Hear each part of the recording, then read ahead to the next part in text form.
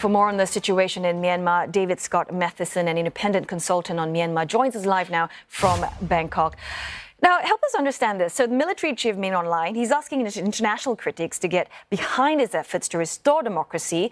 And how is he going to do that if he completely, shuts out the opposition? We're trying to understand what's behind his thinking. Well, his thinking is not to restore democracy. His thinking is to stage some pretty weakly orchestrated sham elections to justify the coup of 2 years ago. And we knew that this was coming up. We knew that the National League for Democracy, which won the election at the end of 2020, would not re-register under the regime's laws, and many other parties, 40 in total, have not registered, and 50 will be contesting elections when they're actually held, and the junta has not made that clear. So again, it's another step in a farcical process to justify military rule. In terms of implications for Suu Kyi's NLD party, I mean, is this the end of the line for them? I mean, it certainly looks that way, but they've been around for 30 years, more than that. They've won 2 elections. They've faced a lot of persecution and a lot of harassment in the past, but nothing like what we've seen in the past 2 years. I mean, mass arrest of all of the top leadership, the targeting, the assassination, and the persecution of so many of its leadership.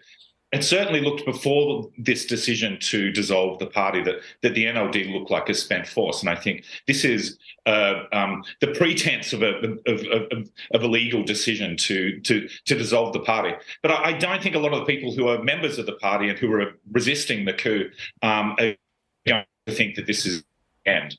And I also think that the moral stature of winning the election at the end of 2020 shouldn't be forgotten either. They won an election fair and square, and I don't think we should easily forget that. Now, speaking of the upcoming, election, will the military chief, he's insisting that it will be held, but he has not quite set a date, and at the same time, he's extended the state of emergency. So, how do you read into this?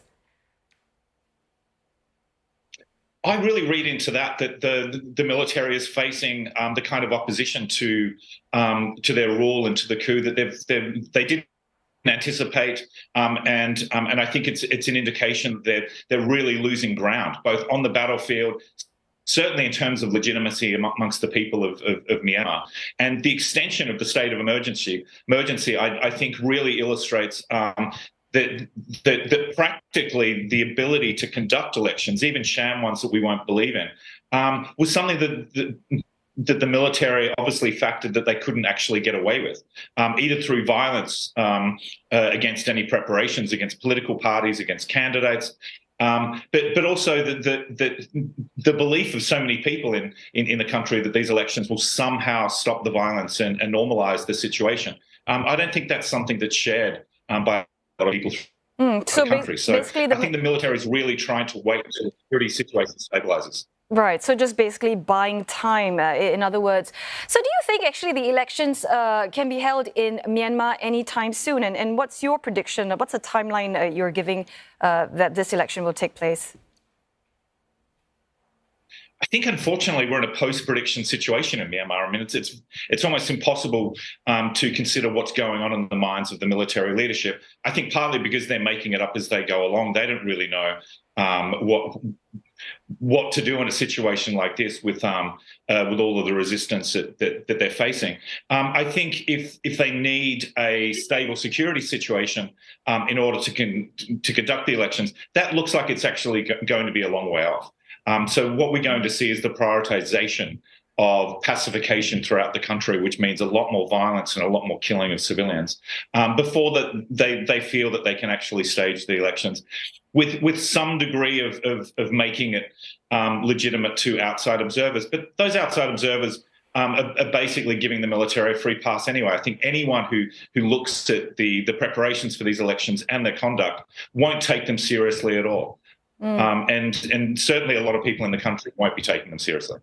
But Indonesia, as you know, is the current ASEAN chair. President Joko Widodo, is vowed to chart a new course on dealing with the crisis in Myanmar. But so far, basically ASEAN hasn't shown that they could quite shift the needle. So do you think, you're hopeful that there could possibly be any breakthrough, through the bloc's efforts? Unfortunately, I don't. Even with all of the good intentions of Indonesia and the Indonesian foreign minister and other people in ASEAN who must feel incredibly frustrated at 2 years of trying to reach out and help the military find a way out of this mess of their own creation. I think that they're appalled by the violence and absolutely shocked by the complete inability of the Myanmar military to seek a diplomatic solution out of this. And even with the best of intentions, when you're dealing with a military regime that is completely obstinate to any kind of mediation, any kind of assistance, then we're just not going to see any positive fruits coming out of diplomacy from anyone, from ASEAN, from the United Nations, or from anyone else. This is a military struggling for its survival right now, and diplomacy just won't work. Many thanks for your time and thoughts. David Scott Matheson speaking to us live from Bangkok.